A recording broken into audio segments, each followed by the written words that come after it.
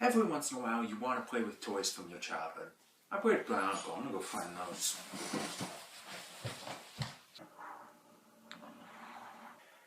Yeah, I don't think this is gonna work.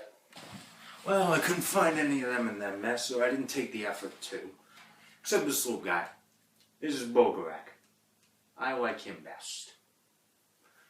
But we live in a modern era where video games provide all the entertainment the kids need, and Bionicle certainly had a share of them. I only own one of them, so we're going to look at that one. 2003's Bionicle the Game was the first major game in Lego's popular Oh. We might have a technical issue here. Clearly, I don't have the right computer for this. I mean, look at this.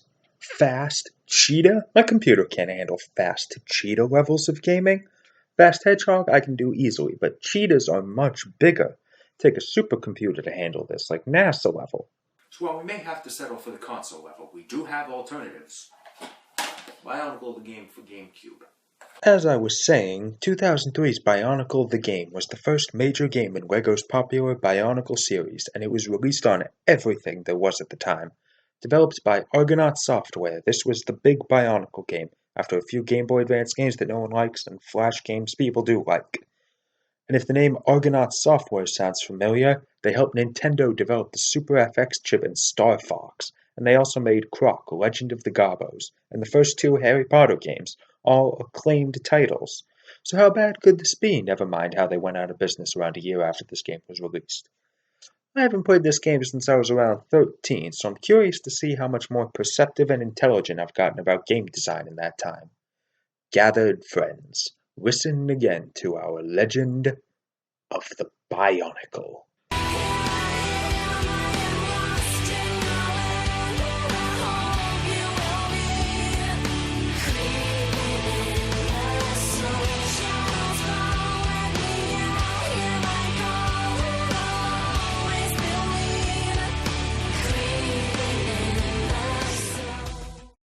As the game starts, we get an intro that reveals the Toa have defeated Makuta and are relishing in their victory by watching a play about their glory, but a Matoran interrupts the festivities as things are chasing him.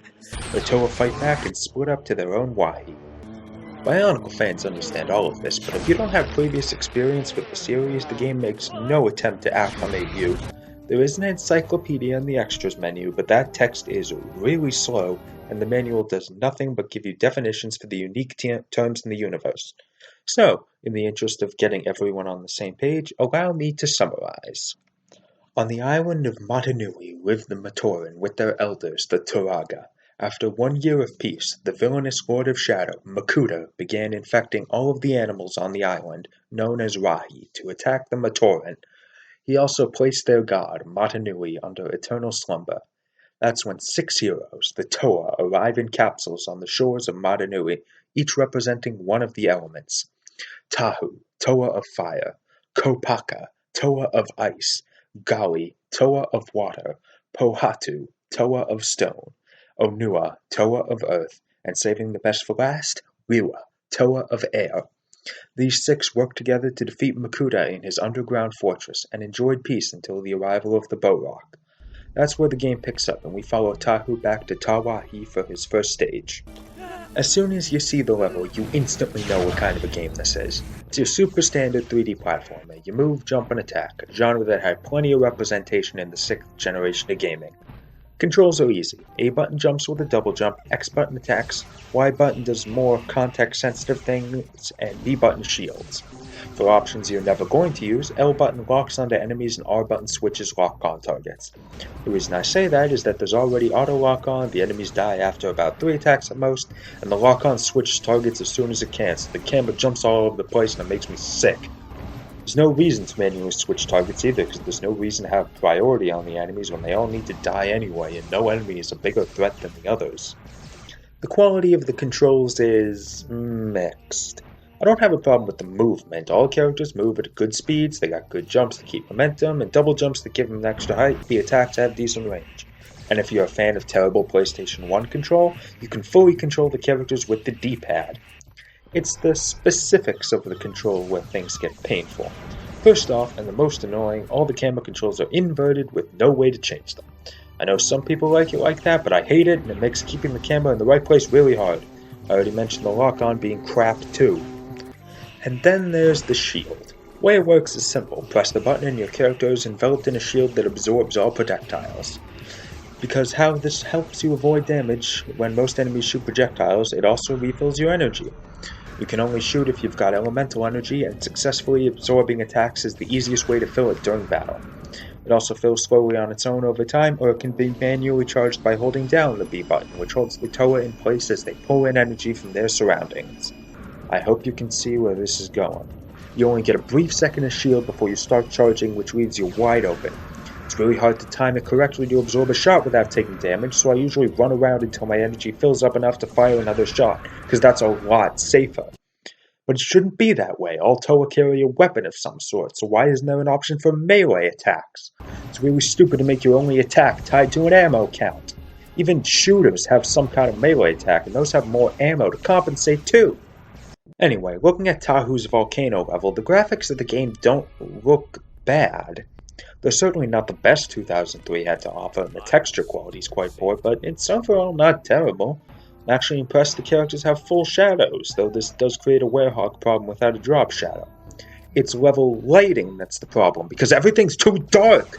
Look at this, does this look okay? Can you even tell there's a pit there? Because there is! Animation's also strange, but in a good way. I love the double jump, and the mouths bring back memories of Sonic Adventure, though not quite so severe. The music also isn't too bad. I don't remember any of it, but it all seemed to fit the level well enough. I mean, that all depends on whether it decides to play, because last time a newest level of boss fight didn't play anything. I didn't even realize it was supposed to have music until the recording when it played correctly, which is a shame because it's probably the best song in the game.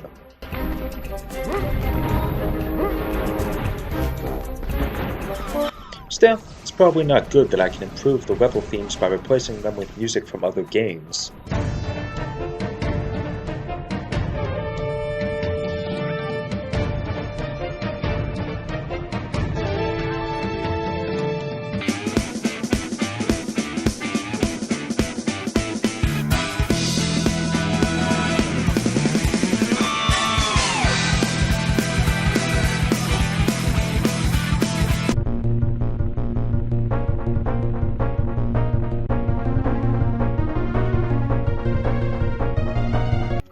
Cutscenes ain't quite so positive with all the other sound design. I'm not just talking about the voices not being loud enough. Sound effects are either badly compressed or just weren't programmed in where they should be.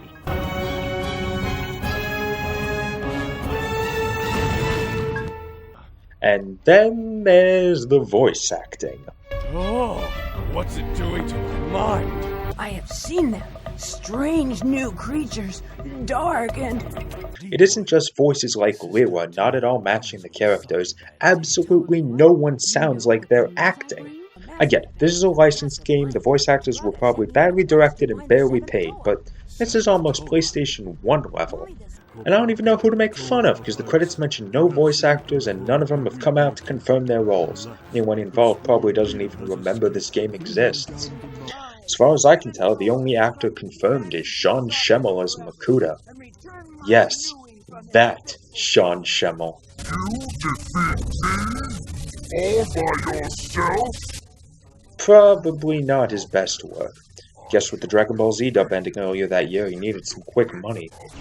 The level itself is nothing spectacular when it comes to structure. You platform, go through a lot of tutorials, fight a new Ijaga Scorpion, rescue Matoran to build a Rahi, which is a living creature, and collect light stones that do nothing but add to a counter at the end of a stage. By the way, in the Bionicle canon, light stones are just flashlights. Yep, nothing mystical or rare, they're just flashlights.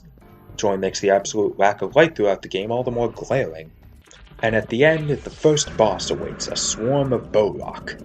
One of them will attack you, and when it's out, another one will take its place.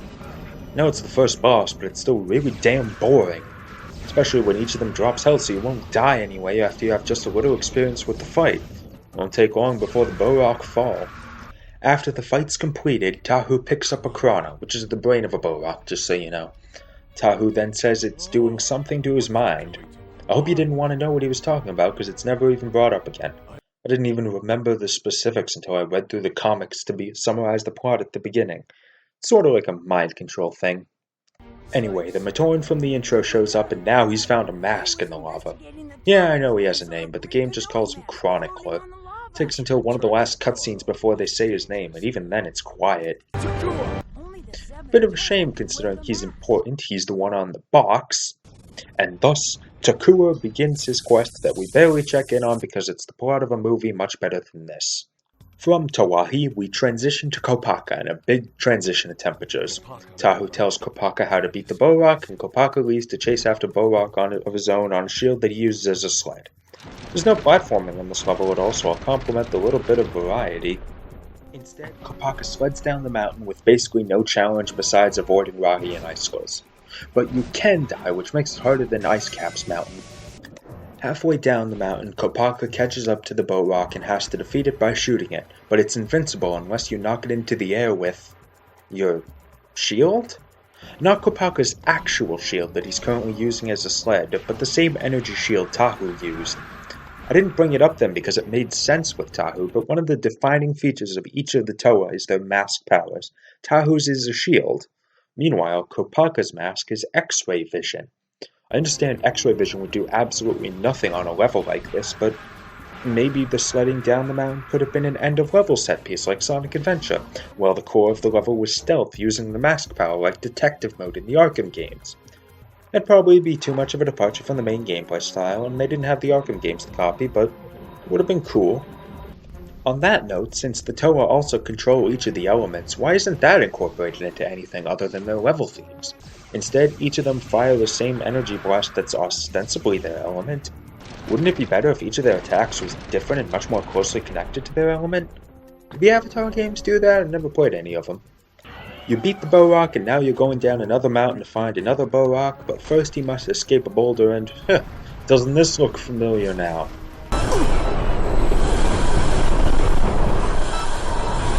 Sonic 06, have you no shame?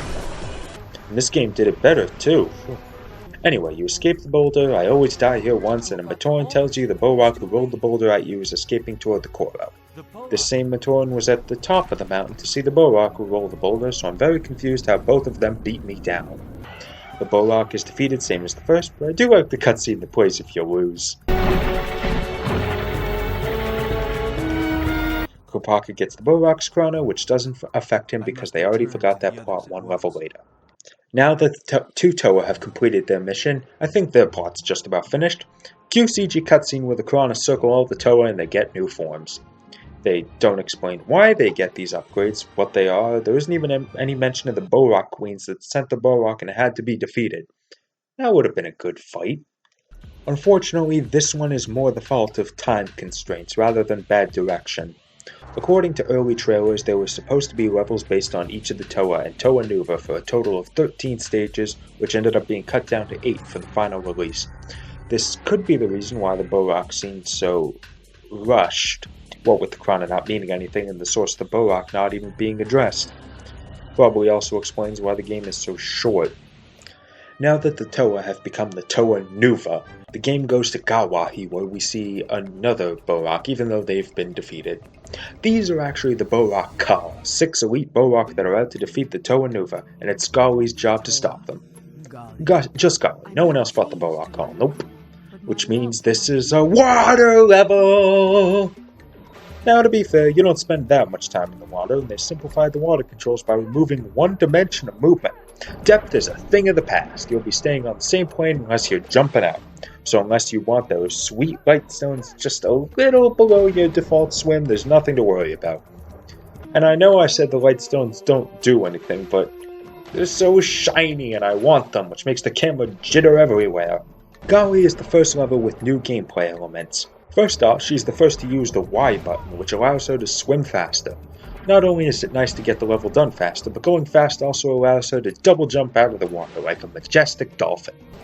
She can only double jump out of the water if you're speeding up, so speed up all the time to make those jumps. Gali can get to further depths by jumping into the water from higher platforms, but it barely works, so don't bother with it. Finally, Gali has access to the Nuva Blast, performed by charging up an elemental energy to full with it, and immediately pressing the Y button afterward. Remember, Y. I misread that in last playthrough and got stuck for 10 minutes. Nuva Blast is a screen nuke, but you're completely vulnerable while charging, which makes it horribly impractical. Gali can use her elemental powers. Of course, the Bionicle didn't take away the Toa's elemental powers. What are you, stupid? Gali doesn't have to rely on her mask power, which is breathing underwater. So I guess she can use her mask power in-game too. Complete the stage, rescue a bunch of Matoran to use a crane and build another Rahi, and Gali fights all the Bionicle all at once. I don't see anything wrong with this. And it's exactly the same as Tahu's boss. I'm not kidding, the same thing except with a whirlpool to draw you to the center of the arena, not that you'd be leaving that spot anyway. The Bionicle have been defeated, half a year of story condensed into one stage. Suddenly, Taku is there saying there's an even worse threat already.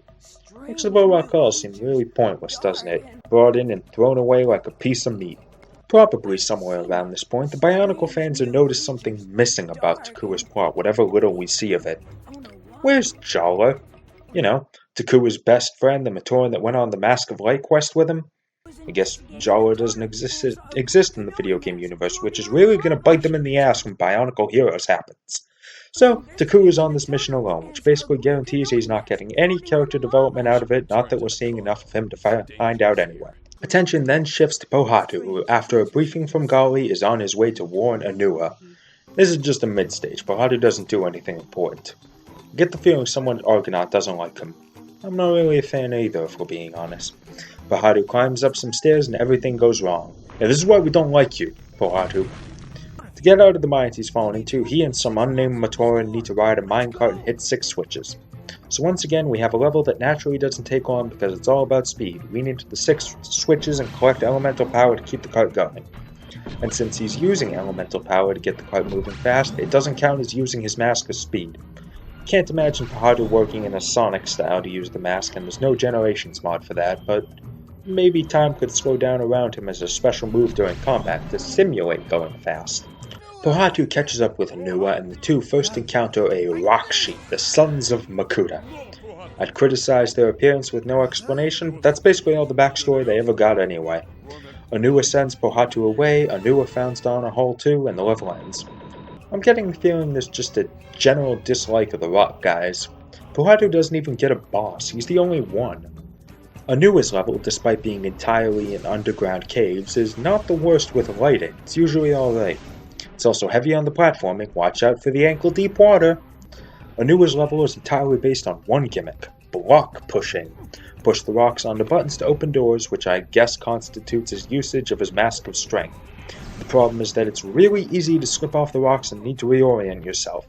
The rocks are never in a dangerous situation, so all you'll lose is time, but I don't want to lose that time. There's not much to say about this level, barring the part with really annoying enemy placement and this part with the bulls that can be really tricky to dodge, until we reach the boss fight against a Rakshi. He's inside a tube thing and you have to push rocks onto vents. Besides the problems with rock pushing I already mentioned, the vents don't stay open long and the Rakshi is shooting out attacks that are sometimes really hard to avoid. Not that you're gonna die, this is a Lego game for kids, but all that doesn't make it fun. All the vents get blocked and a big piece of something drops on the Rakshi and kills it. Isn't that nice? You don't even get to fight the dangerous foe directly. Lewa's up next, which means we're in good hands. The Toa of Air have historically and objectively been the best part of every team they're a part of. The level itself has a lot going for it too. It's probably the best looking level in the game. It's got a cool rail grinding section at the beginning that makes me feel like I'm playing Kingdom Hearts. And he's got access to the most useful ability in a platformer thanks to his mask power. Gliding. Doesn't last as long as it should, and you have to press A in midair to stop the glide, which the game never tells you, but it's a nice ability. You know, if the level design had enough platforms to save yourself by gliding. But because it's this game, it can't just be fun. Once you enter the second half of the stage with platforming, there's a lot of bottomless space and small platforms. It's not the biggest problem because lives are infinite and checkpoints are frequent, but it doesn't really make death a non-issue like later LEGO games do. And then there's just one point that makes you hate everything the stage represents, which is this section in particular where you have to follow a gecko bird. You have to follow it exactly because you have very little room for error and the damn bird turns really sharply without any warning. Also, Lewa's mid-air control is incredibly sensitive, so expect there to be a lot of failure. Thank God for generous checkpoints. Lewa's boss fight is another Rakshi on a bunch of wooden rafts that are in the swamp for some reason. Once again, the objective of the fight is to use the environment instead of directly attacking the Rakshi, so destroy the wooden platforms to sink him because water is as deadly to the enemies as it is to you. I got him stuck in a corner. Thought these guys were threats. Then he drowns and Lewa picks up a crown.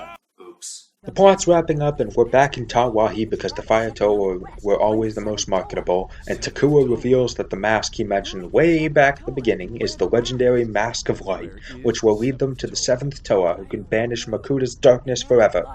But Arakshi is taking the mask and Tahu's going after it, racing down the volcano to catch up with him before he reaches Takura, because I guess everything's over and dead if he makes it there. I know the obvious comparison with this stage is that part of Conker's Bad Fur Day, but I've never played that, so I instead elect to reference Spy Kids 3D. As I've said multiple times, this game is pretty easy aside from the Thanksgiving dinner formerly known as Gucko Bird. This penultimate level decided it didn't want to go that route anymore because this level sucks. It's a long track, it's really easy to die, and the Rakshi have a really bad tendency to get ahead of you at the very end where you can't possibly win. You can slow him down by shooting him, but there's a bunch wrong with that plan too. First, I guess because Tahu's using his swords as a surfboard, he can't channel elemental energy through them and it takes longer to shoot.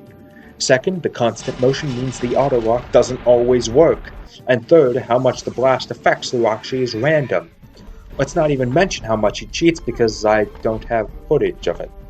Not only does he have rubber band AI that always keeps him close and ready to overtake you at the end, but I've seen him teleport right in front of me. And whenever you fail, it's all the way back to the beginning, even though there's a good spot in the middle for a checkpoint. And you're going to fail a lot, and it hurts. I spent an hour on it last playthrough before recording. But at least the cutscene when you fail is kind of funny. In the end, Tahu makes it down the lava first, and the Rakshi crashes into a wall, further proving the Toa aren't allowed to defeat the Rakshi because it would diminish the strength of the enemy that keeps dying in even worse ways, and he drops the Mask of Light, which bounces way far towards Takura where Takua is waiting. I guess he took the escalator. The mask, with a mind of its own, attaches itself to Takura's face, transforming him into the Toa of Light. Man. Way better than the movie's interpretation where Takua puts it on himself to face his destiny after seeing what running from it has done to him and his friend. Now, Takanuva, he just teleports to Makuta's secret lair to challenge the King of Shadow and defeat him forever. The final boss has come, the legendary battle between light and darkness. This is what Kingdom Hearts has been building up to for 14 years. And it's underwhelming. For the first phase, Makuta teleports to preset spots and summons a swarm of enemies.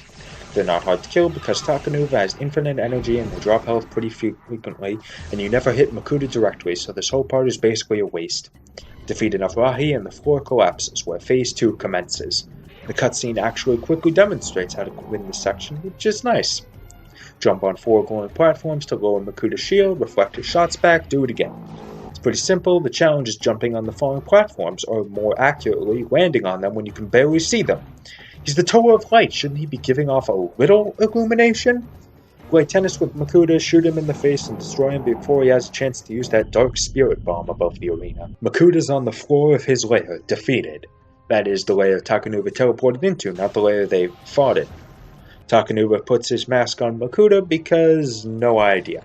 Being a Bionicle fan doesn't help either because that isn't how it happened in canon, the fusion wasn't intentional. Putting the Mask of Light on Makuta morphs the two into Takuta Nuva, which gives him the strength to open the door to awake Madanui. And that's where the game ends, with a sense that everything's finished and better now, which is why this story continued for another 5 years. So here's the credits, a static image as the text slides up the screen.